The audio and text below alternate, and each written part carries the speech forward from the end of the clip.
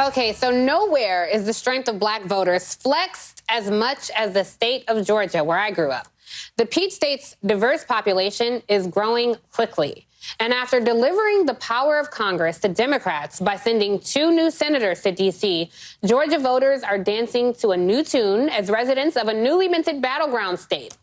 But, of course, not everyone is down for the Southern playalistic Cadillac music. A Republican state lawmaker is trying to bring the Democratic wheels of steel to a screeching halt. State Senator Jason Anavatare has introduced a bill that would require Georgia voters to make copies of their photo ID and mail them to election officials twice before being allowed to cast an absentee ballot. Why? Well, usually more Republicans vote absentee, but that was different in 2020. Democrats tipped the scale, and even though an audit of absentee ballots by the Georgia Bureau of Investigations and the Secretary of State's office found the whole process so fresh and so clean, no cases of fraud, that has not stopped the efforts to silence voters of color by any means necessary.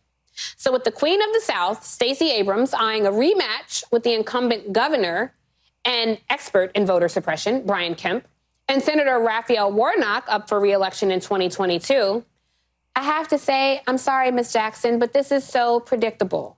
Good old boys are big mad about their shrinking demographic and loosening grip on power, which is exactly why voter suppression, under the guise of these photo ID requirements, has the support of not only Brian Kemp, but his Lieutenant Governor, Jeff Duncan, as well.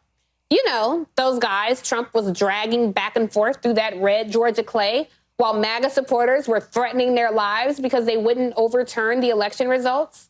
So you see why some of us didn't lend our voices of support to that chorus for the infighting MAGA crew? They are who they are and have always been who we have always known them to be. So we'll have to see if the Republican-controlled Senate legislature will actually pass this bill.